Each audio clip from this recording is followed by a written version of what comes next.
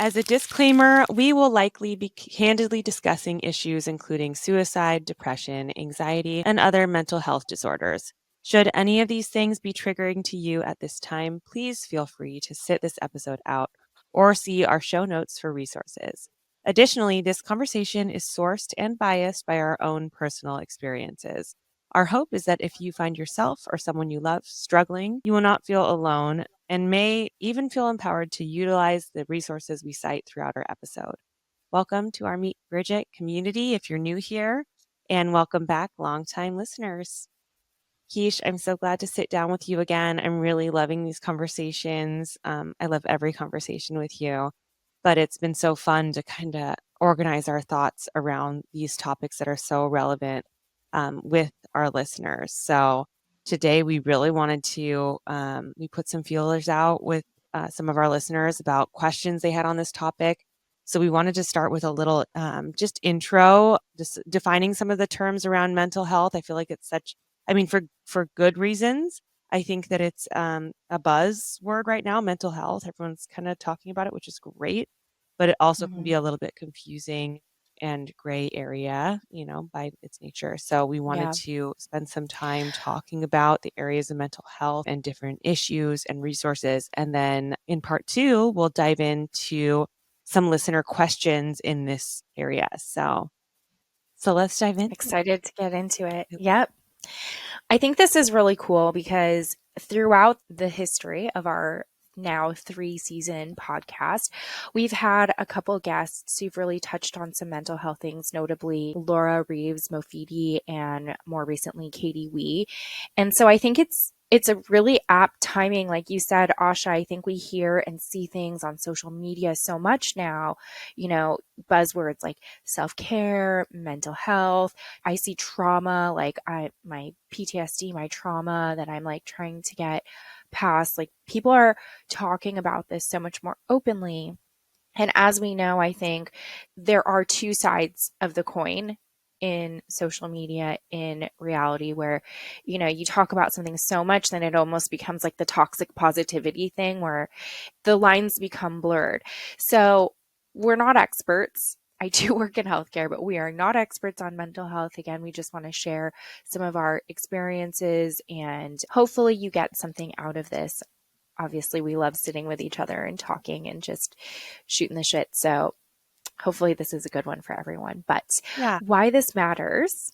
Yeah, it matters because, there's so many stats. We were like, which ones should we include? Everybody who hasn't been living under a rock has heard of these, like the studies that Facebook was like keeping private about how like legit Instagram and social media use, TikTok, everything, I think it's a group now, absolutely negatively impacts the mental health, particularly of young women. That's like, it's accepted now, and still this is a part of our, like, social media is a part of almost everybody's life that it's too prevalent to give up. So it's like now it's kind of like the horse is out of the gate. Yeah. So what do we do? And it's trippy. I feel like I've heard a couple podcasts on even like AI, and that could be an entire separate Oh my God. put on like robotics and automation and all of this stuff.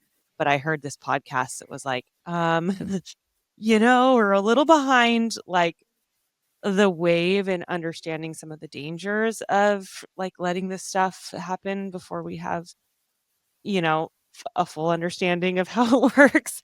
But I think that, social media is really like, it's such an unbelievable resource and blessing in so many ways. It helps us connect to our community, but it also, we are aware of the damage that it can do, especially to young minds.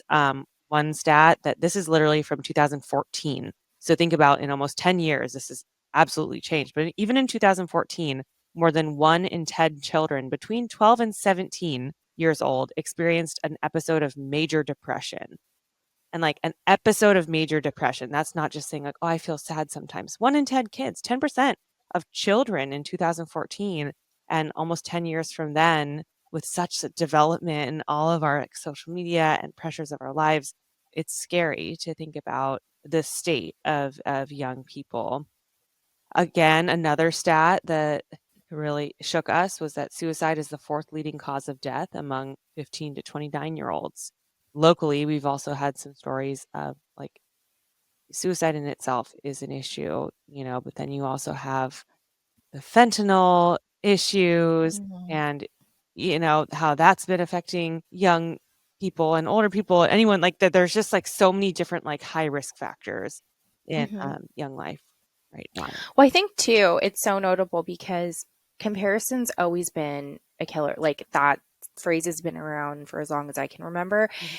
And I know we've talked about this before, like when we were teens, the idea of comparing yourself to what, the prevalent picture of perfection was certainly still existed. I think the major difference is now is that like access to that has been so accelerated. It's not like you have to walk through a grocery store and see like People magazine and like it's Britney Spears on the cover and like you're looking at the magazines as you check out and it's just like the girls at school.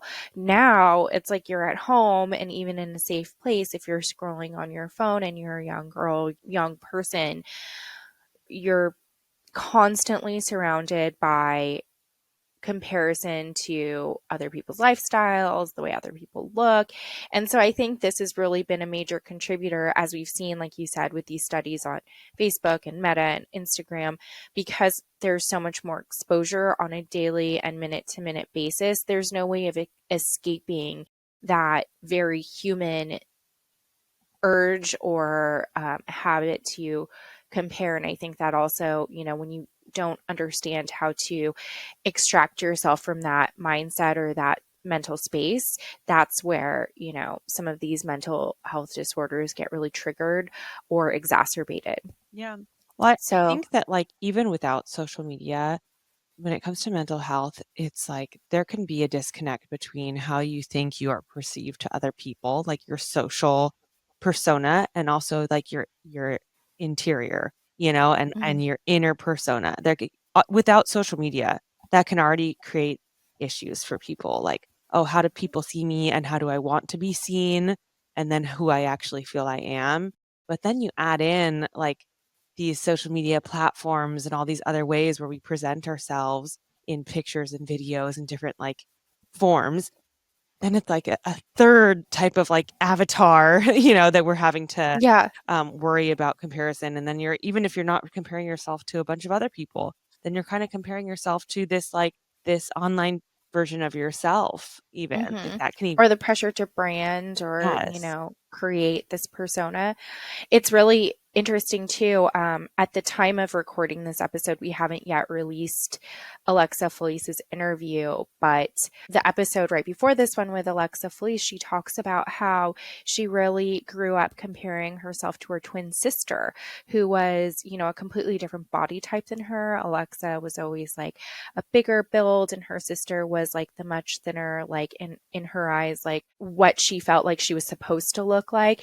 And I was thinking like, gosh, like there's so much pressure like in the world already that it must have been really difficult to be faced with that every day. And it's somebody that you love. And like she had to reckon with those feelings, but even to have it be your own family member. And I think for people who don't have a twin, you can kind of still empathize with that because, like you said, you hop on your phone, you're still comparing yourself to that persona or that image or brand that you're building or the people around you. And it can kind of be a vicious cycle. The major depressive thing in teens is wild. And I think another thing that's been really rampant is anxiety. And one of the things that we really wanted to point out was everybody has different moods from day to day. Like, obviously, there are days where you're sad or stressed out. Anxiety is a real thing. Like, those are all parts of how we cope with life as human beings. And feelings are not mutually exclusive. You can certainly be happy and sad at the same time, or excited and anxious at the same time. But when we talk about major depressive disorders or anxieties, we're talking about things that are actually causing clinical changes. And what I mean by that, and we'll quote all of these references, but the point where it goes beyond just like a normal mood swing is when there are several criteria that you're meeting. For somebody to be clinically diagnosed, usually they need to have at least 5 of 7 behavioral changes accompanying, their depression or their anxiety. So In short, and I'm just going to run through them really fast. If you're having changes in sleep, new onset of guilt, changes in your energy level, changes in concentration or in the way that you complete tasks, changing your appetite, change in motivation, thoughts of suicide, those are like the big ticket items that if you are noticing that in yourself or somebody else, that takes it beyond the level of just like a normal day-to-day shift in mood or energy or anxiety. So that's what we're talking about when we're talking about mental illness. I think it's really important too to cite these like clinical diagnoses of these things, because I think it is great for people to talk about mental health and how they're feeling. I think it's great that we're normalizing that, but also like the self-diagnosis is not necessarily productive. I think there is, we're going to reference therapy and different methods of therapy and seeking help throughout this episode.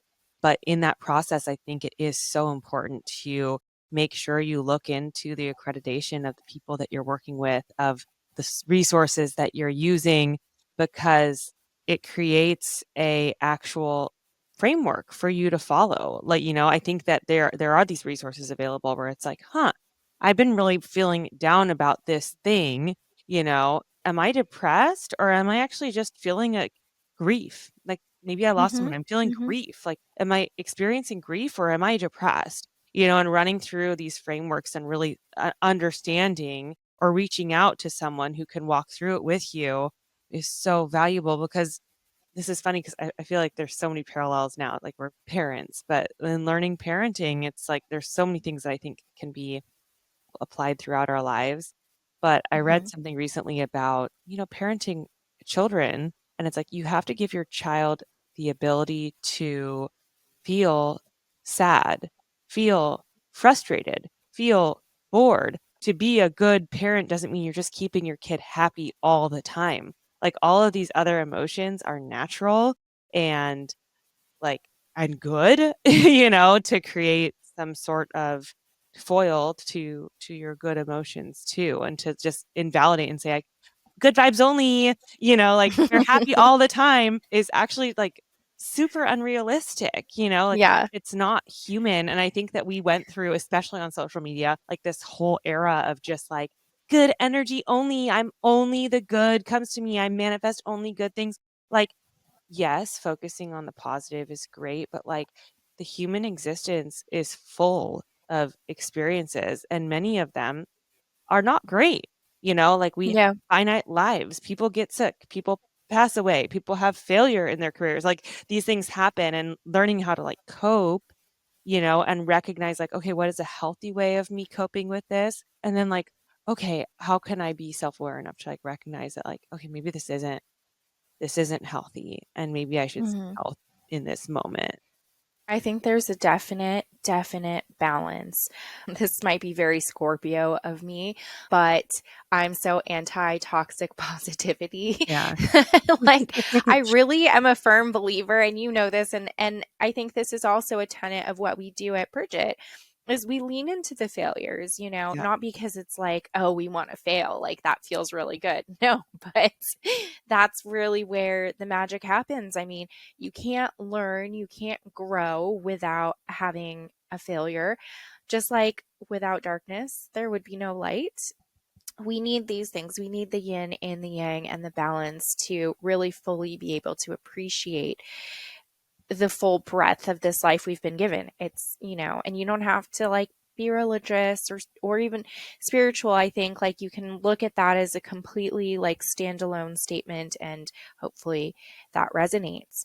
And the other thing that you said that really hit home for me, Ashi, is looking for somebody, like if you are looking for help or support, making sure that you know who your resources are and what their credentials are. I think this is so important. A lot of people don't realize that there are different, sectors of like finding help in mental health. And in general, it's all stigmatized. So it's like, I think a lot of people, I hear this a lot, that they are hesitant to seek therapy because they don't feel like they want to be on medication or they don't want to feel crazy. And they're very different things. So you can see a therapist who's like an LMFT, which is they're like a licensed family therapist, and they don't prescribe. That's not what they're credentialed for. They're credentialed to work through these issues, and a lot of them utilize tactics like cognitive behavioral therapy or dialectic behavioral therapy, EMDR, like different modalities. And then there are psychologists. Those are like the old school, like I was going to say Siegfried and Roy, but it's late.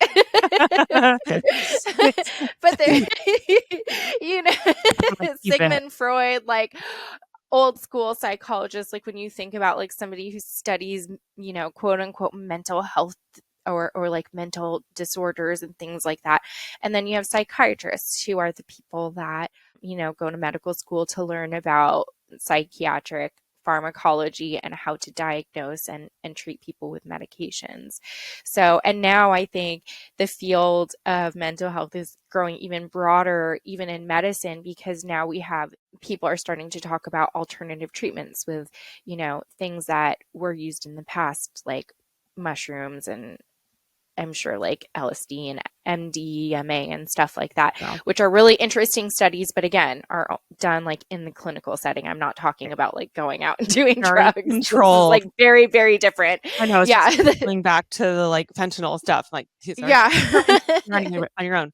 But I think that it is helpful to know that there's a variety of certifications, a variety Mhm. of approaches that you can take.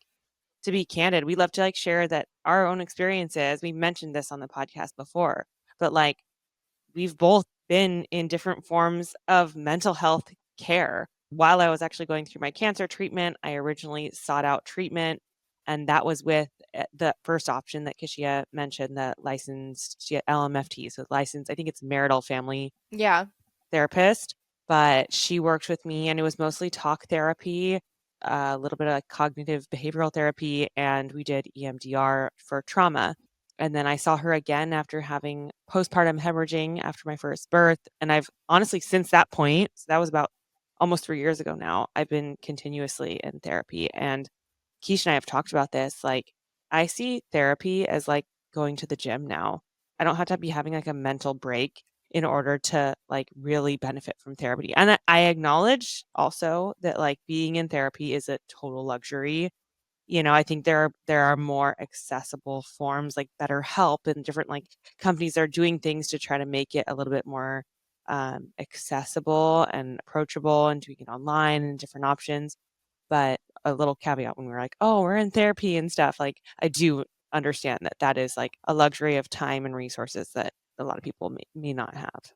Yeah, I think we'll definitely link some things because even just in the last 6 months, I've been pretty impressed by the amount of, everything comes in waves, like especially with like startup companies, everyone kind of like hangs their hat on like one idea and it's just like different variations. So right now there's like Alma, there's like you said, BetterHelp, which I think is like one of the original ones.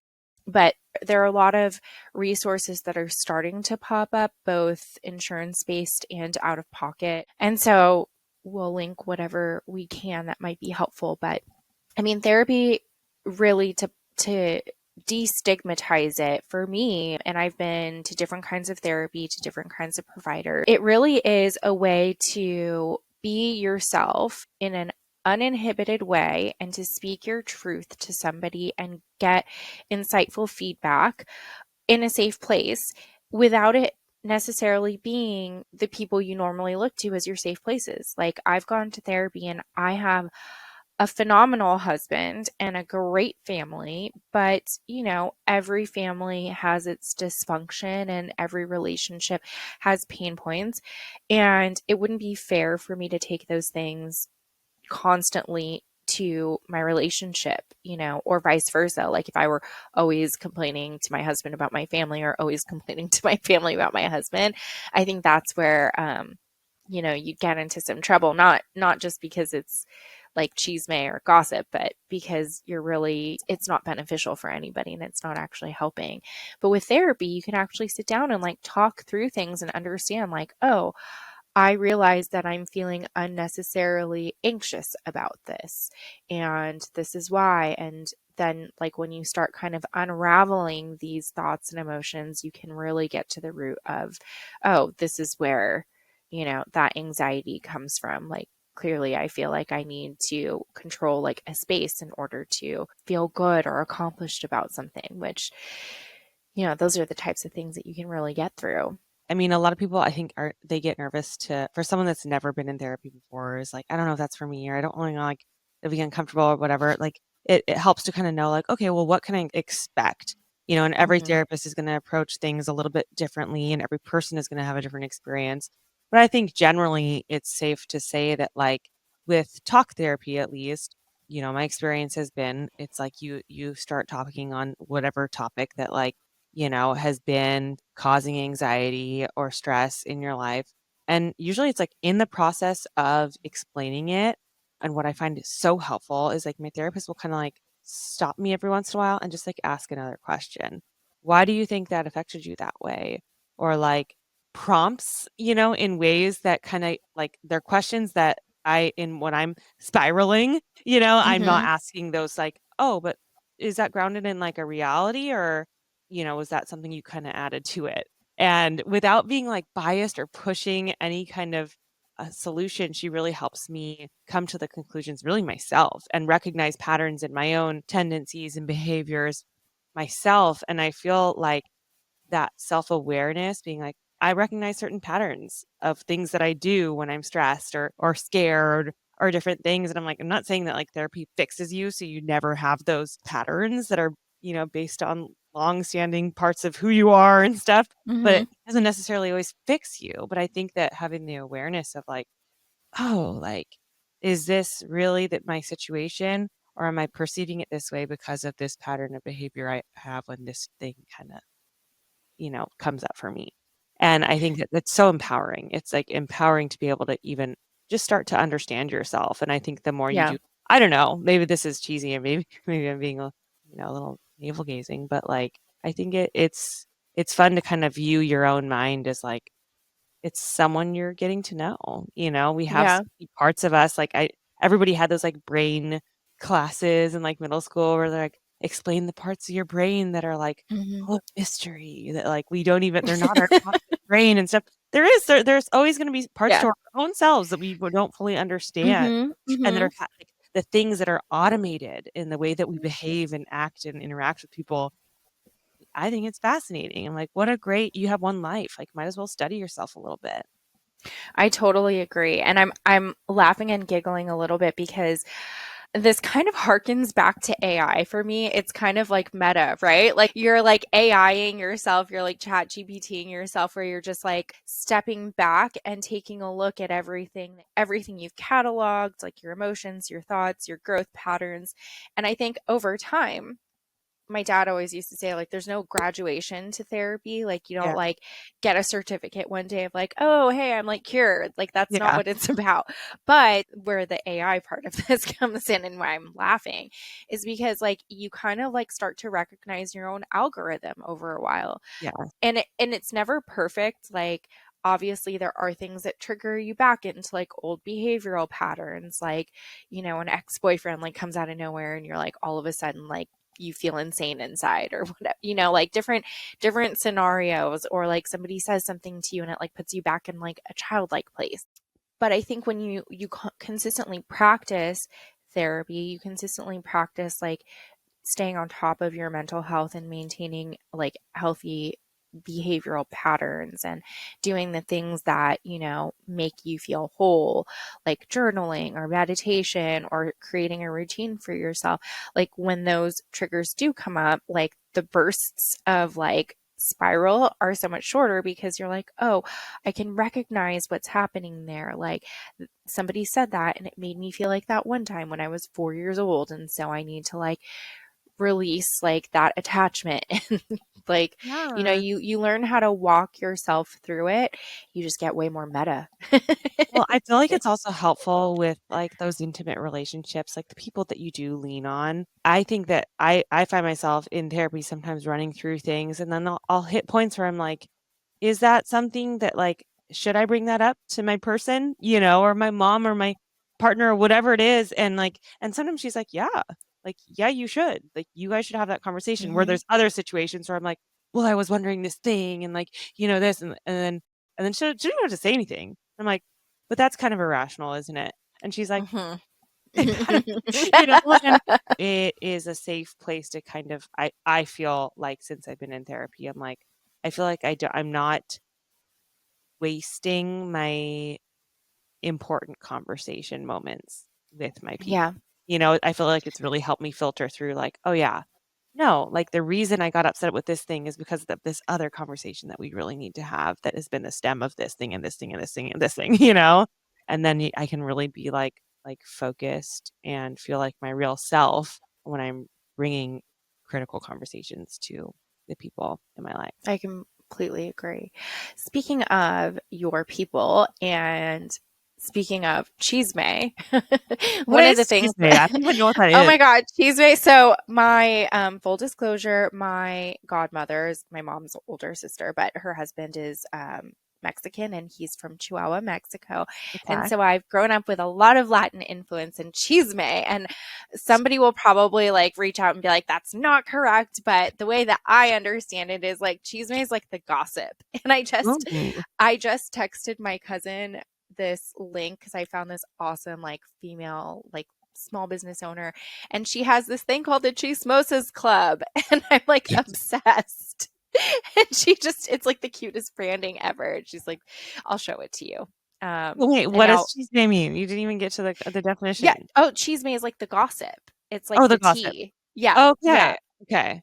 So our loved ones and the Yes. tea, because one of the things I think keeps coming up as a recurring theme is not just mental health in ourselves, but mental health as it surrounds us, like with our loved ones, with our parents, now that we're parents.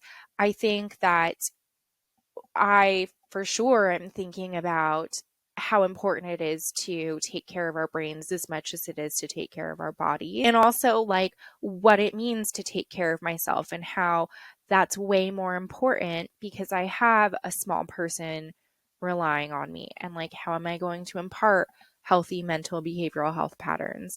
So, I think we both wanted to kind of dive into that a little bit. How weird is it being a mom and like being So, responsible for somebody's well, and that's the thing is that I feel like, with all the people talking about therapy and becoming self-aware and mindfulness and all this stuff, like a lot of people end up bringing up like, and it's not always negative. It's not like, oh, my parents fucked me up. It's like, Mhm. no, it could be as simple as like not even a negative thing, but like, oh, because of the way my family was set up and that my siblings are this ages, like I kind Yep. of had this belief about myself. And I believe, and now looking at it, I'm like, maybe that was limiting. It's like not necessarily like people did things to me, Mhm. but like your situations, your families, the way you live, the work patterns of your parents, like they do affect you and they create the person you Yeah. are in a lot of ways for good and for bad.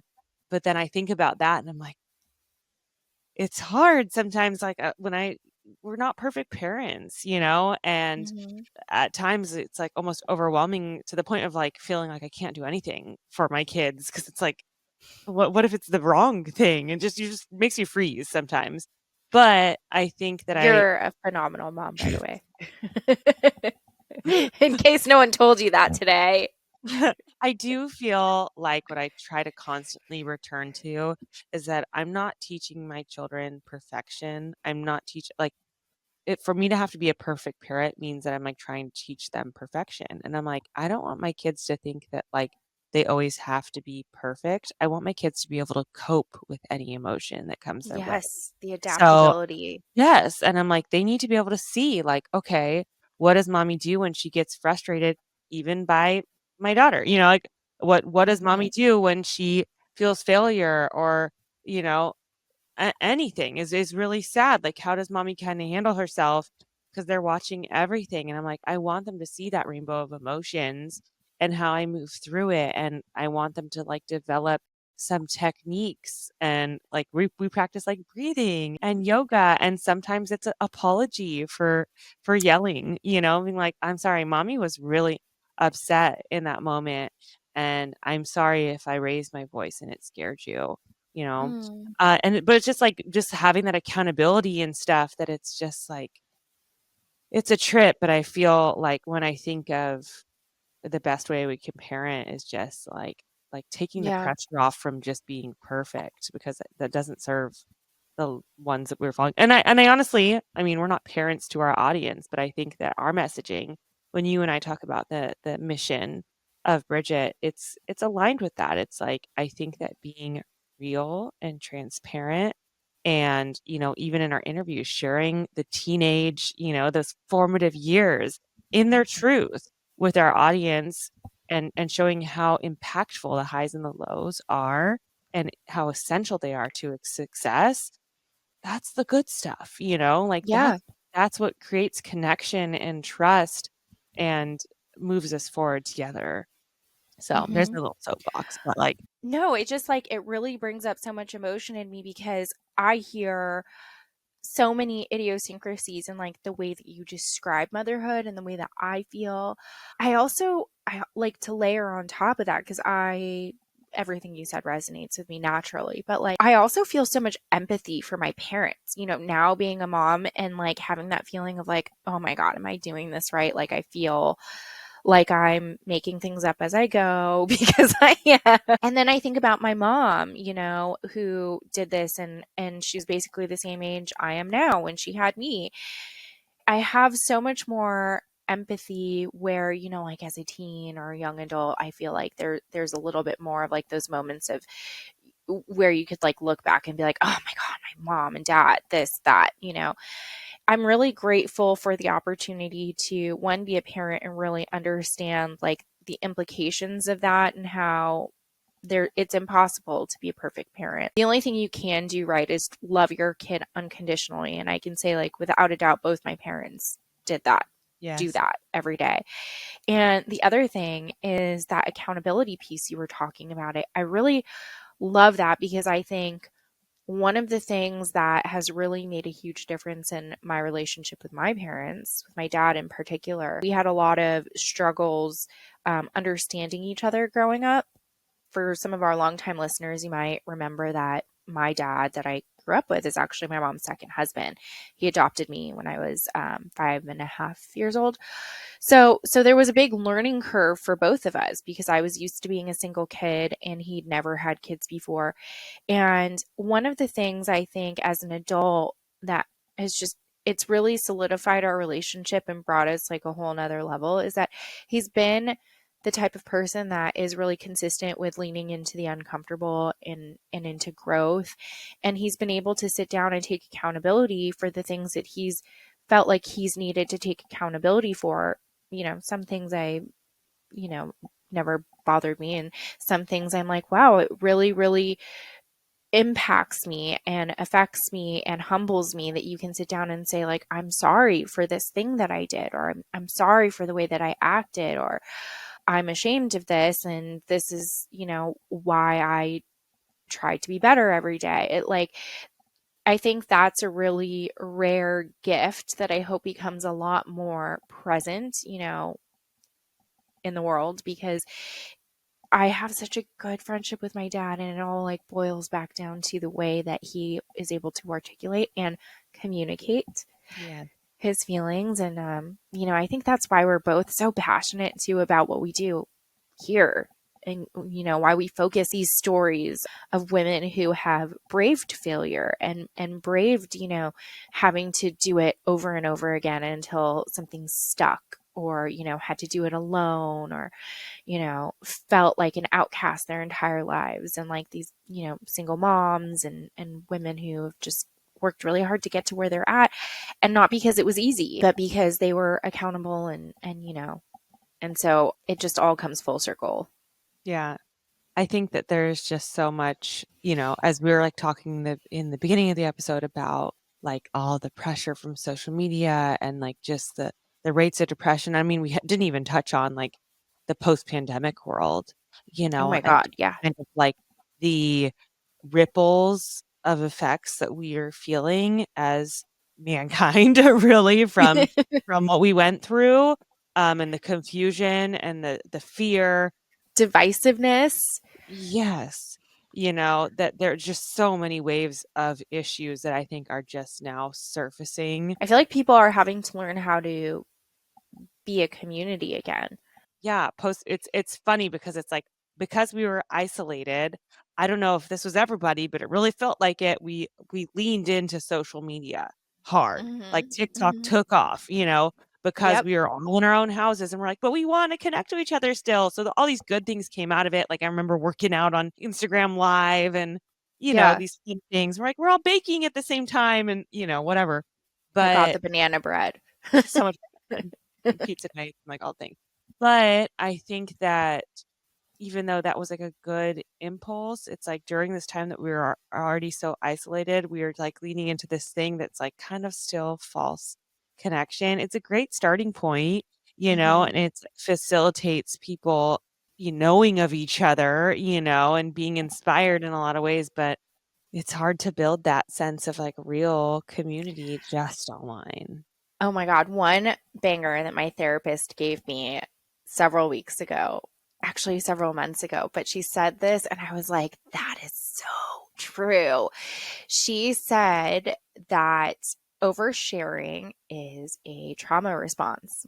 And I saw your Yeah. eyebrows perk up, but I was like, oh my God, everything makes sense now. Like social media, the pandemic, everyone's going through this shared trauma. So now everybody feels the need to just like word vomit and like put everything out there. And again, it like goes back to that thing of like toxic positivity where it's like you just go so hard in one direction that you're like back on like the bad side of the bell curve where you're like, Yeah. and I Yeah, like, think okay, we're what, not like yeah, no toxic positivity, but also like no toxic negativity too, yeah, you know? yeah. Just And like I'm just like, how, like this post-pandemic world, I think that's what's missing is that like balanced piece. Like where's the fulcrum or like the yeah. part where we just can, sit a little bit in the discomfort, but also like keep our nose tilted like toward the sun and like remember that everything's going to be okay and, you know, it's all cyclical. Well, that's why I think that, we just went briefly through it, but having some of these like checklists and things and like frameworks to go through to kind of a central definition and understanding where it's like, okay, like where is the turn, like when is something a disorder, or when is Mhm. something like a serious issue or something I should seek help for. I mean, already too, I mean, we were talking about this recently about just like a lot of these psychological issues. I'm like, there are some that you can test chemically to see like what's going on with imbalances and stuff, but a lot of it is subjective, Mhm. and can last a short amount of time, can last a very long amount of time. It's hard to know like what to call certain things, how much help to seek. So I think even if you're going through something like this and you're using like the checklist of, I think, the 7 items were changes in sleep, new onset of guilt, changes in your energy level, changes in Mhm. concentration or task completion, changes in appetite, changes in motivation, or thoughts of suicide. Like if you're checking some of those things. And I think a second caveat in that definition was if a person has experienced 5 of those symptoms nearly every day for at least 2 weeks, he or she might be diagnosed with a major depressive disorder. And what I liked Yeah. in that definition was might. You Yes. know, I think that if you are seeking help, I think it's also helpful to say that get a few opinions, Mhm. like the first person you reach out to for therapy or for psychiatric or psychological help might not be a fit. And they might also not have you right. They're Yeah. you are you. So if you feel like something's not a match or not like kind of making sense or feeling productive for you, like seek a second opinion. Yeah, it takes time. It takes time to build a rapport with somebody and for somebody to really get to know you. Therapists and healthcare professionals are people too. I mean, I've had situations where like I've been in therapy and my therapist has like actually let personal bias like come into our session. Not that that makes that person a bad person, but it did make me, second guess like I think that I need to like find a better fit, because the whole point is to have a safe space. So, I mean, it can take some time. That's definitely not an easy road. But there are also things that you can do outside of therapy to help establish good foundations. And I think you were starting to go into that, Asha. So we like actionable items here. Yes. Well, I think it's so, I mean, like your whole life can't be organized into a checklist, but I Mm-hmm. think that especially when you're feeling, I think a lot of like mental health, people struggle when they don't feel like they have some sense of like forward movement or like a tool or a sense of control of something, Mm-hmm. something to kind of like find calm in or peace in.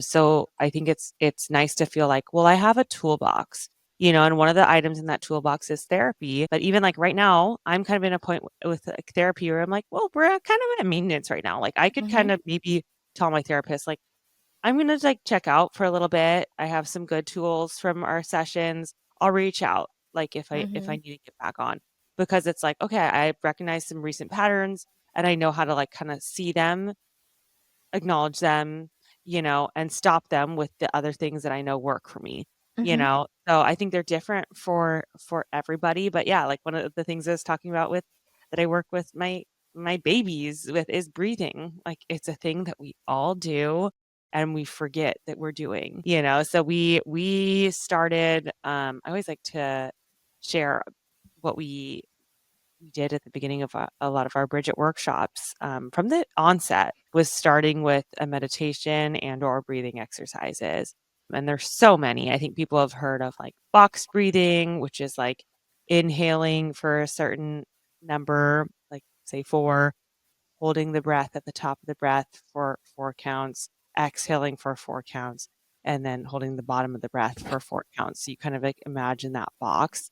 Like taking time to inhale, hold, and exhale actually calms your nervous system by regulating, your heart rate. So that's one technique, but there's all sorts of different like breathing, alternate nostril breathing. We've done that. I mean, even just like inhaling through your nose and exhaling through your mouth audibly, like there's so many different ways that you can just honestly play with your Mm-hmm. breath and see how it kind of affects your state of mind. I've even, or like some of these like breath work classes and stuff, they do these like ecstatic breathing and all sorts of things, but it can really change your whole state of being. So I think Mm-hmm. that's a really accessible one. I'm like, if you're in a place where you're like, God, I'm feeling anxious. Maybe I don't have generalized anxiety disorder, but I'm feeling anxious. What's something in my toolbox? And that's one thing. What's another one that Oh, works? I love the breathing one. Also, remember like having your hand on your stomach and like mindfully breathing in and out through Yes. your diaphragm. Sleep has been a big one for me, especially since having Jude. I think when I started like our pregnancy and fertility journey and everything around that time, Kevin was kind of starting to point out that like the entire time we'd been together, I was waking up at least like 5 or 6 times a night. And it had just become so normal to me because that's how I've been my entire life that I didn't realize that I was doing it to the extent that like my partner was even noticing it. And I'm like, Kev can sleep through an earthquake. But he can't sleep through me waking up 5 times a night. Um, but sleep has been a really, really big one. So getting, 6 to 8 hours of sleep and making it a priority to have like a wind down Yeah. before you go to bed and like putting the phone away and taking yourself mindfully off of any type of screen or anything like that, and reading a book instead, or picking up a journal and writing things down at the top and the end of your day, before you go to bed, when you wake up, like taking that time, taking that extra moment, transitioning into and out of sleep, I think has been really, really essential.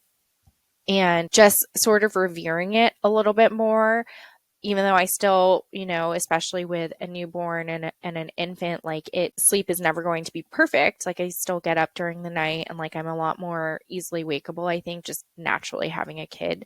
But I feel so much more well rested. And I think that makes a huge difference in like anxiety and irritability and just like energy levels and digestion, honestly. And those are all things that really impact mental health. I Also, think activity is a big one Yeah. for me. Exercise, movement is really important. I try and get movement in every day.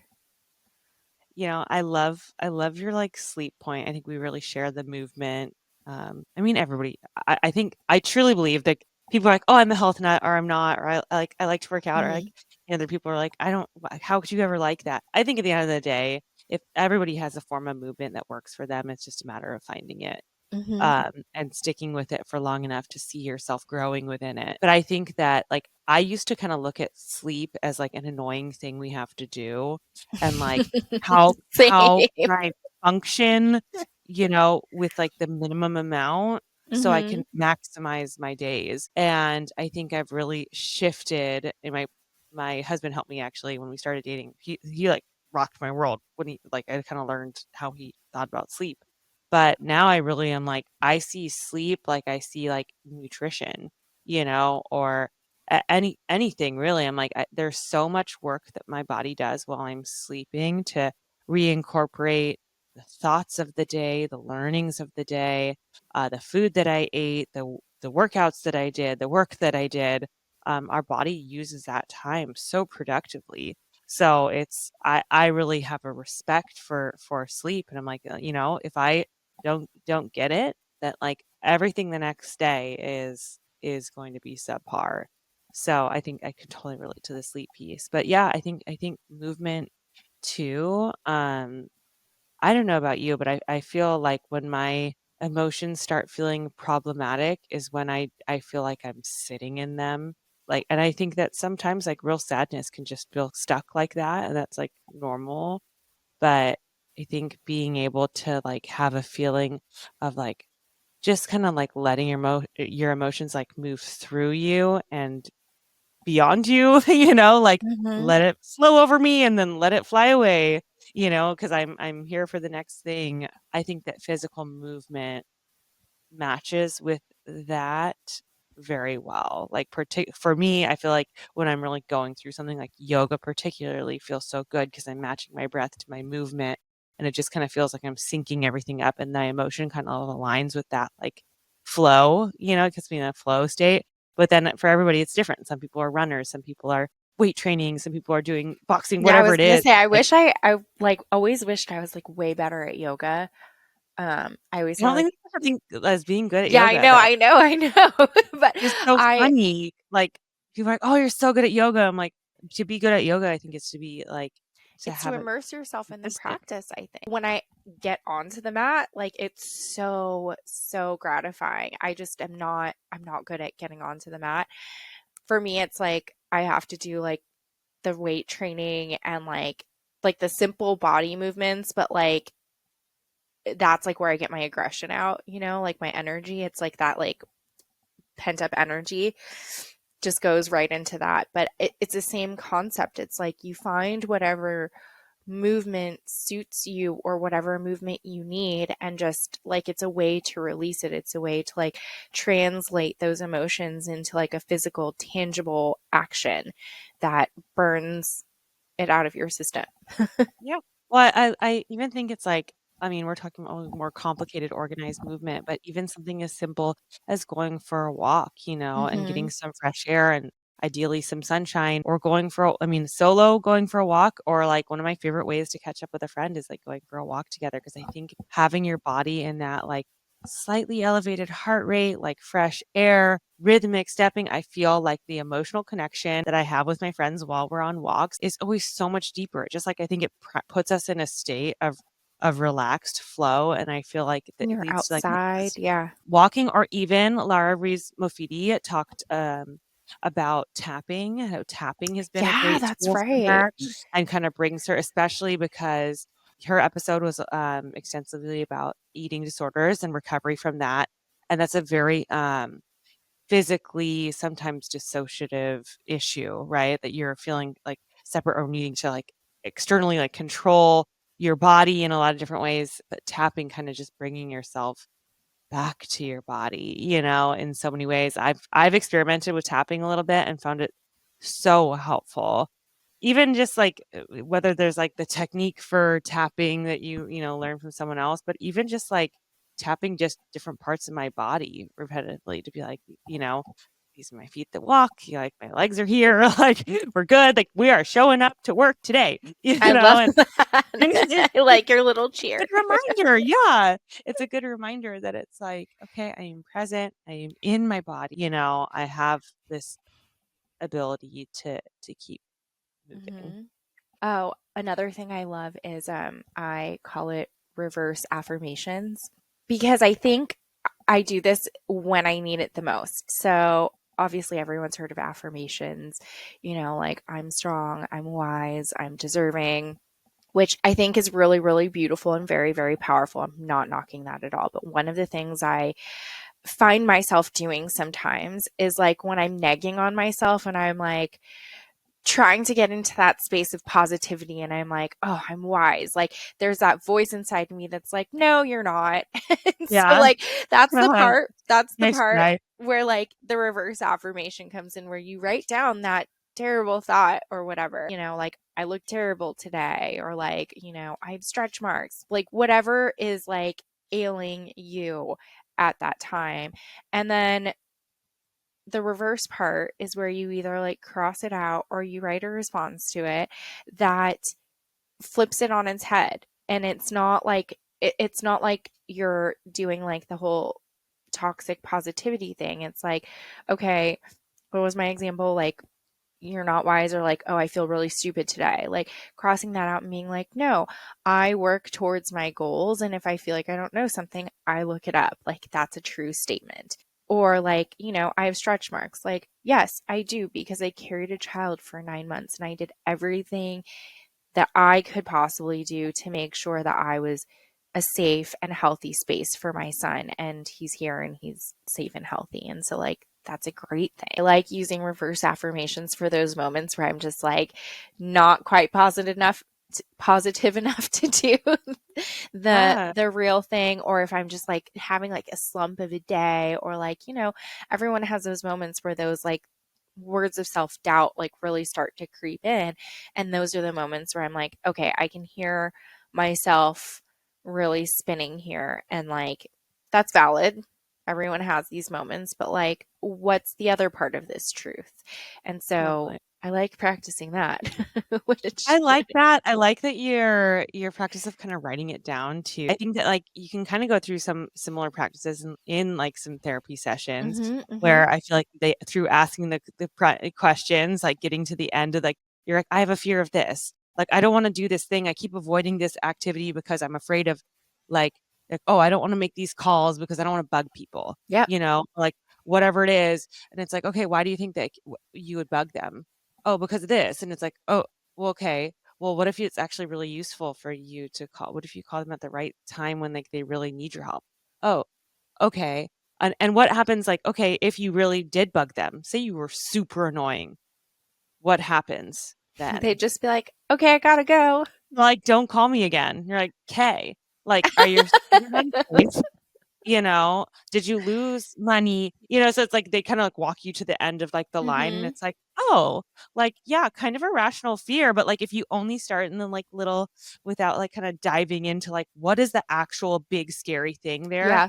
Usually it's like when you write it down, either it's like it's funny because it's so untrue at its core, or it's like it doesn't actually exist. Yeah, it doesn't hold weight.